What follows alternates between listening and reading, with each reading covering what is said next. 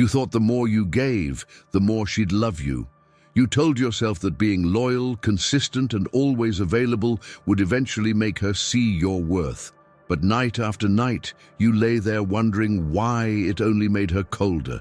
You watch her scroll her phone while you sit right beside her, feeling invisible. You planned dates she forgot, sent messages she left unread, rearranged your world for someone who barely glanced at the effort you made. And deep down, there's a voice you keep trying to silence, the one that whispers, "I'm giving everything and still I'm not enough." This isn't about love, it's about imbalance.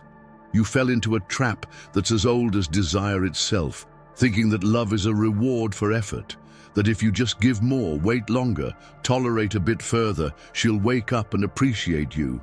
But the truth is brutal. Attraction doesn't bloom in devotion. It blooms in tension, in mystery, in emotional polarity. When one gives more, the other gives less, and you've been bleeding yourself dry trying to prove what should have been felt naturally. You showed your cards too early. You confessed before she even wondered. You made her your priority before she even knew what it meant to earn your time. And by doing that, you flipped the balance. You positioned yourself as the chaser, the supplicant, the man who waits, not the man who is chosen. And the worst part, she didn't reject you because you weren't good enough. She started pulling away because you stopped being a challenge. You became certain, predictable, emotionally exposed, and the human brain doesn't crave what feels guaranteed. It craves what feels earned. Think about it. The last time someone obsessed over you, did it make you want them more? Or did it make you feel smothered, like your space was being invaded by need? We want what's scarce. We value what we fear to lose. And when she sensed that you'd never leave, never demand anything, never disappear, she started seeing you as emotional furniture, useful, comfortable but not exciting. You didn't lose her because of who you were. You lost her because you gave away your power before she had a reason to respect it. There's a name for this: emotional overinvestment. And it always begins the same way, with good intentions. You think you're showing care, that you're being the better man, that loving deeply is a virtue, and yes, it is, but only when it's reciprocated, only when it's met with equal energy. Love without boundaries isn't love, it's submission. And the more you submit, the more she resents you, not because she's cruel, but because you're no longer standing as a mirror to her strength. You've become a reflection of your own need. Real strength is not in giving everything. It's in knowing what not to give. It's in being able to withhold, to observe, to let her come to you without forcing closeness. And that's where most men fail. They confuse proximity with connection. You think because you're always around, always reaching out, always responding in seconds, that she'll feel safe. But emotional safety doesn't come from saturation. It comes from presence, silent, grounded, rare presence. The kind that doesn't ask, the kind that doesn't beg, the kind that simply exists and demands attention by its very absence. The men she truly remembers are not the ones who sent good morning texts for months. They're the ones who weren't always there, the ones who disappeared without explanation, the ones who had lives so full they couldn't always answer. That's not manipulation, that's self-respect, that's living from the center. And when you live from your center, people orbit you, because you're not chasing, you're attracting. You need to understand this. Women don't fall in love with the man who loves them the most. They fall in love with the man who makes them feel something. And feeling isn't always pleasure. Sometimes it's curiosity, sometimes it's challenge, sometimes it's absence. What they can't feel is boredom, and overinvestment breeds boredom faster than anything else. You were there when she didn't ask. You listened when she was silent. You held on even when she let go. And every act of devotion, instead of pulling her closer, pushed her further into apathy. There's a painful irony to it all. You thought being more would make her stay. But in her mind, it confirmed something darker, that you had less value than she did, because no one gives away what's rare so easily. And if you were truly high value, she wouldn't expect you to chase her. She'd be trying to earn your focus, your energy, your time. That's the fundamental truth of emotional economics. The more freely you give, the less it's worth. And if your love costs her nothing, it means nothing.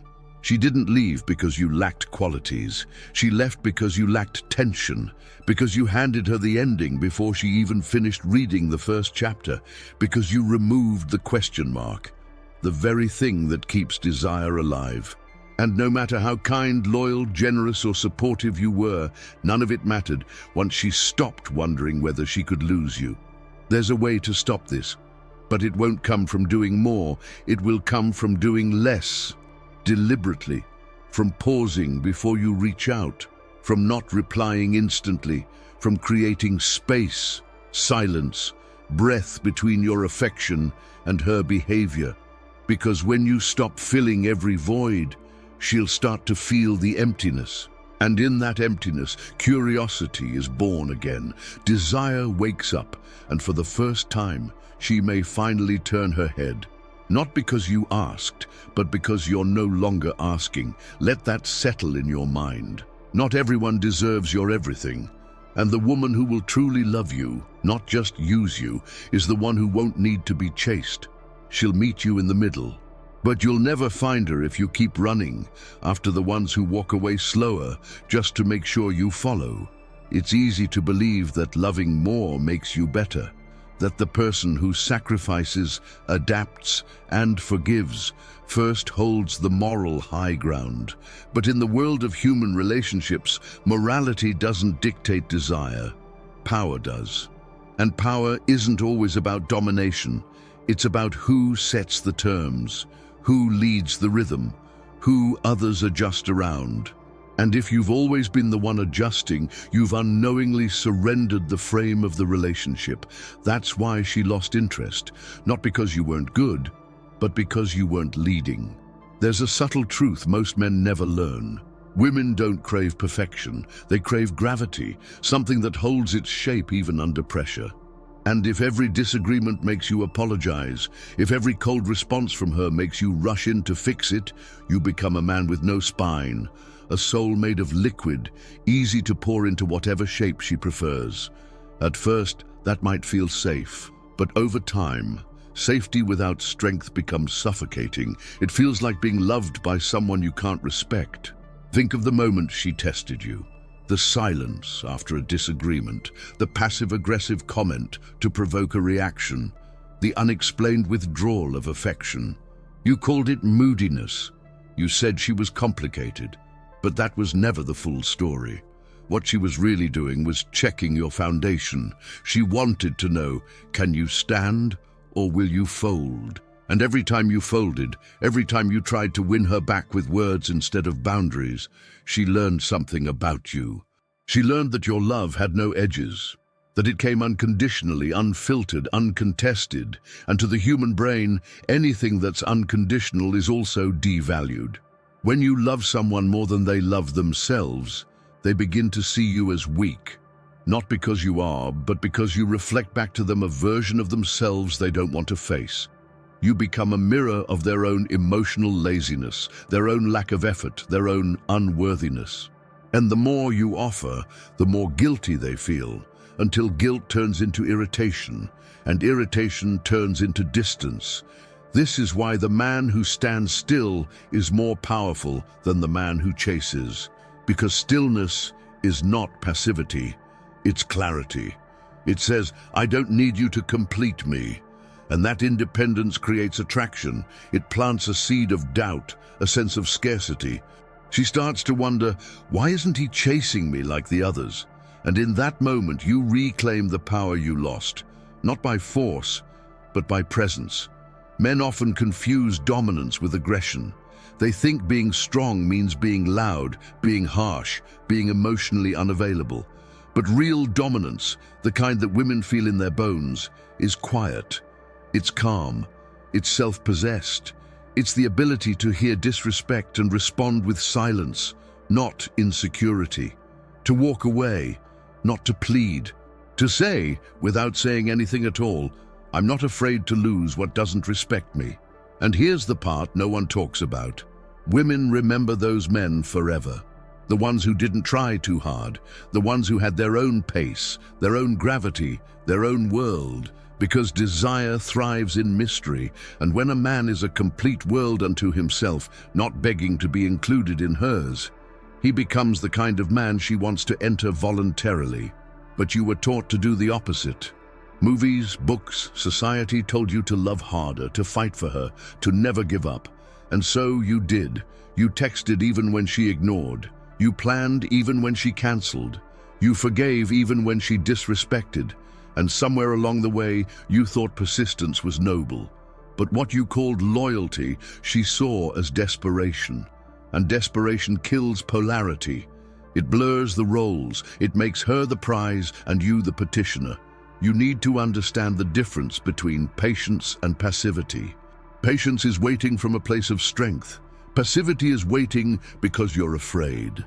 And the second she sensed your fear, fear of losing her, fear of being alone, fear of not being loved, her subconscious began to close. Not because she's cruel, but because biologically, psychologically, spiritually, women are not drawn to men who orbit. They are drawn to men who radiate. That's why even when you were doing everything right, saying the right things, showing up on time, giving her your best, it didn't work because you weren't inspiring emotion. You were managing it. You were trying to be agreeable, not irresistible. You were avoiding conflict instead of embodying conviction. And she felt that. She may not have been able to name it, but she felt it. That soft, constant plea for love instead of a confident presence that commanded it. Think of the last time she looked at you with genuine longing. Was it after you confessed your feelings, or was it during a moment when you said nothing, when you were simply there, untouchable, unbothered, whole? Desire doesn't come from closeness. It comes from contrast. And if you eliminate the contrast, if you're always available, always willing, always compliant, there's no edge, no spark, no tension, just emotional flatline. You were never supposed to be her everything. You were supposed to be her mystery, the man who gave just enough to keep her curious, the man who didn't rush to explain himself, the man who could walk away and mean it. That man, the one with boundaries, silence, self-respect, is not cold. He's magnetic, he's rare. And in a world full of men trying too hard to be liked, the one who values himself becomes unforgettable. That's the shift. From pleasing to presence, from effort to essence, from asking to commanding. And once you step into that space, something strange begins to happen.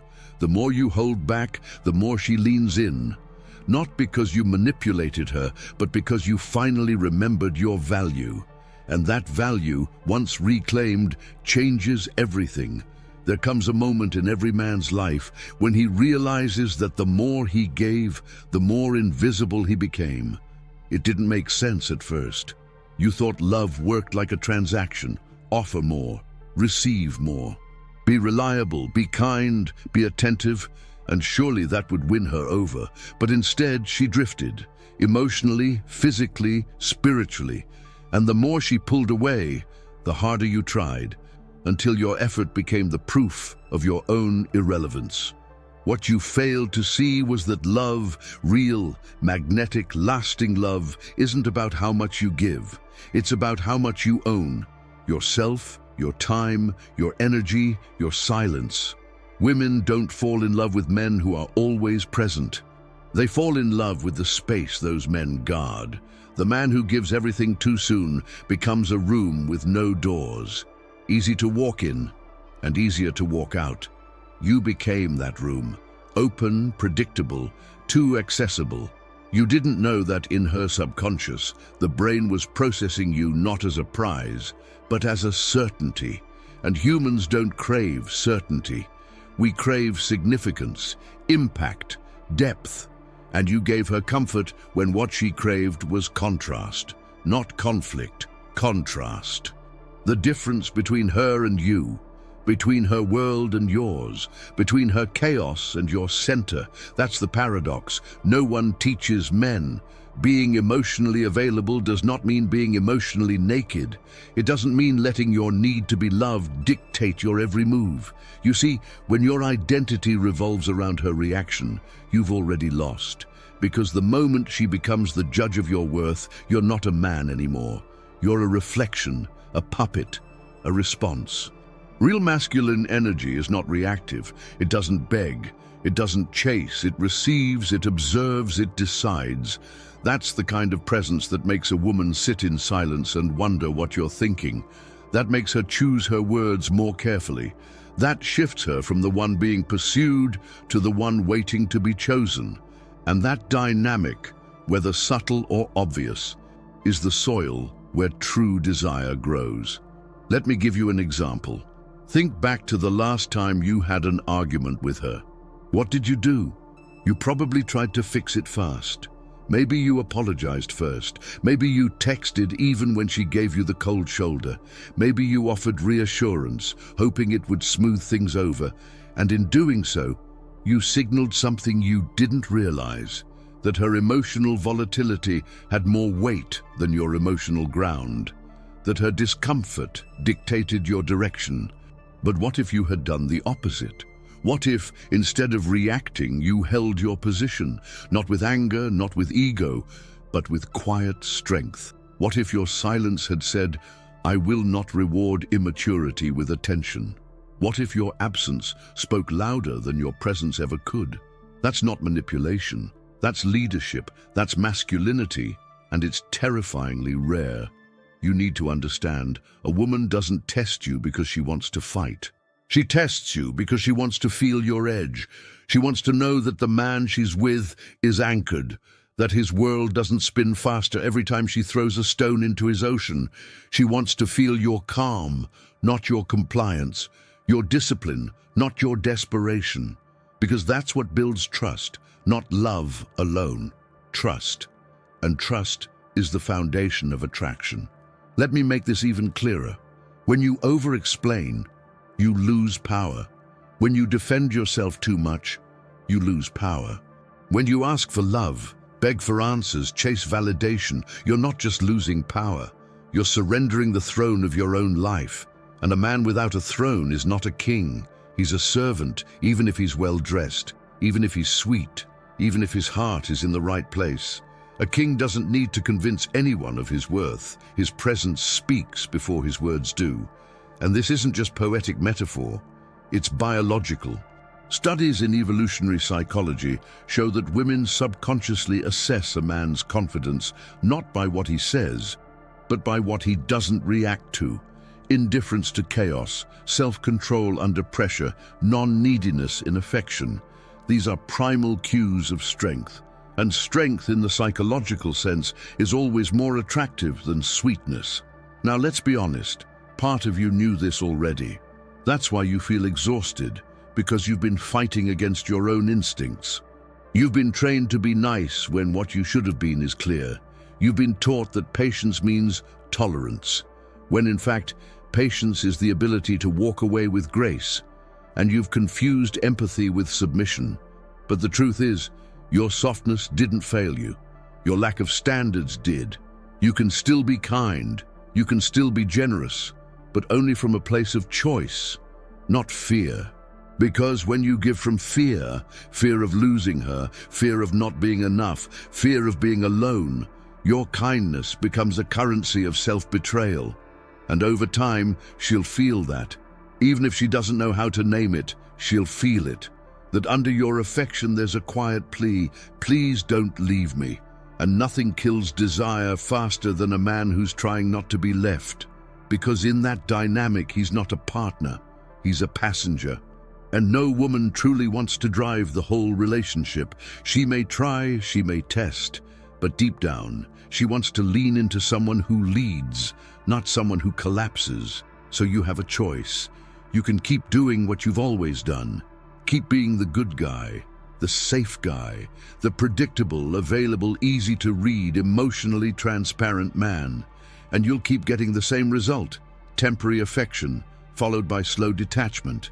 Or you can shift, not into someone cold, but into someone centered, not into a jerk, but into a man with gravity, because in the end, women don't remember the ones who gave the most. They remember the ones who made them feel the most. And that feeling doesn't come from how much love you offer. It comes from how much presence you command.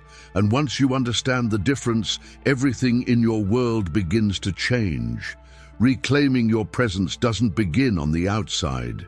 It begins in the silence no one sees.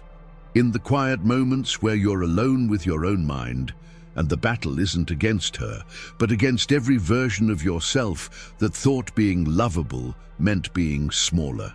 This is where most men fail, because they want strategies, scripts, lines, quick answers, but they skip the hardest part, becoming a man who can no longer be ignored. You see, it's not about learning how to act strong. It's about deleting the part of you that ever thought begging was love, that ever confused sacrifice with value, that ever accepted breadcrumbs of affection as a feast. And this shift, it's brutal, because it requires you to let go of the identity you built trying to please women. The one that said, if I'm just good enough, kind enough, patient enough, she'll stay. But she didn't. Or she stayed, but her eyes changed. Her tone changed. Her body moved differently. And you kept trying harder, hoping to bring back the warmth. Yet the more effort you gave, the colder she became. Because presence isn't measured by what you give, it's measured by what you command. And command doesn't come from control, it comes from clarity. The man who reclaims his power doesn't do it through force. He does it by becoming the kind of man who cannot be emotionally negotiated out of his own value. He does not bend every time love threatens to walk away. He does not adjust his truth to fit someone else's comfort. And he doesn't hand over his peace like a gift just to be liked. Let's make this real. Picture this. She texts you something dismissive, something that once would have thrown you into a spiral. Maybe she's cold, vague, annoyed, old you would have panicked, typed 3 paragraphs, asked, what's wrong? Offered reassurance. Now, you see it for what it is, a mirror, a test, and instead of trying to fix it, you observe. You say less. You move slower. You don't reward emotional chaos with immediate validation. And something changes in her, in you, because power doesn't shout, it doesn't react, it waits. That's the part no one talks about, that the most magnetic men are not the loudest. They're the ones who are most still in the face of emotional turbulence. That stillness is what makes people adjust to them. And this stillness, it's not passive, it's authority in silence. Rebuilding that kind of presence takes discipline. It means setting emotional boundaries without saying a word. It means understanding that not every message deserves a response. Not every conflict deserves your energy. Not every rejection is personal. Because a man who values himself doesn't chase confusion. He doesn't beg for closure. He doesn't need to be understood to know who he is. Here's the irony. When you start embodying this version of you, people will call you cold, distant, detached. Especially the ones who were used to feeding on your compliance. But you're not cold, you're clear. And clarity to the emotionally entitled feels like rejection. But it's not your job to be endlessly accessible just because someone once called that love. Look deeper and you'll see this. She never needed you to agree with everything she said. She needed to feel your edge. She needed to know you wouldn't collapse just because she changed her tone. Because when she pushes emotionally, it's rarely about the content. It's about finding your core. And when that core is solid, not only does her respect rise, her attraction does too. Think about it. The most unforgettable men are not the ones who pleased everyone. They're the ones who knew what they stood for, who weren't afraid to be misunderstood, who didn't dress their opinions in apology, who didn't sacrifice their truth for approval. And this doesn't mean being rude or harsh. It means being anchored. And you can't anchor others if you're drifting inside. This is where your inner work begins.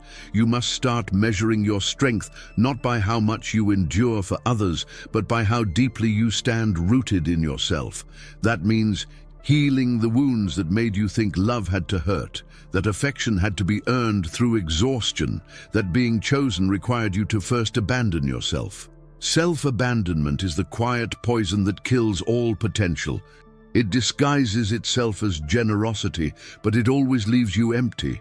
And eventually, the woman you're trying to win will feel that emptiness, even if she never says it out loud. She'll sense that your love is not a gift, but a plea. And no one desires the one who's pleading. Now here's the truth most aren't ready to hear. Until you stop treating love as a reward, you will keep giving it like a bribe. You'll keep performing instead of living. And performance love is exhausting, because it means you're never enough just by being. You have to do more, give more, prove more, and even then it's never secure, because it's not rooted in identity, it's rooted in reaction. So how do you shift? You slow down. You stop texting first, just to feel secure. You stop offering energy to women who are half invested. You reclaim your mornings, your silence, your gym, your purpose. You become harder to reach, not out of spite, but out of self-respect, because your time is sacred. Your presence is not a discount product. You start building a life so rich, so disciplined, so driven, that the woman who wants your attention has to rise to meet you. Not sink into your softness, because your softness is sacred. But it should only be unlocked by loyalty, not by beauty alone. Your heart is not a public park, it's a fortress, and not everyone gets the keys. And when you live this way, when you embody this presence, not as a performance, but as your natural state, everything around you shifts. People speak to you differently. Women lean in. Opportunities come not because you begged for them, but because you became someone they couldn't ignore.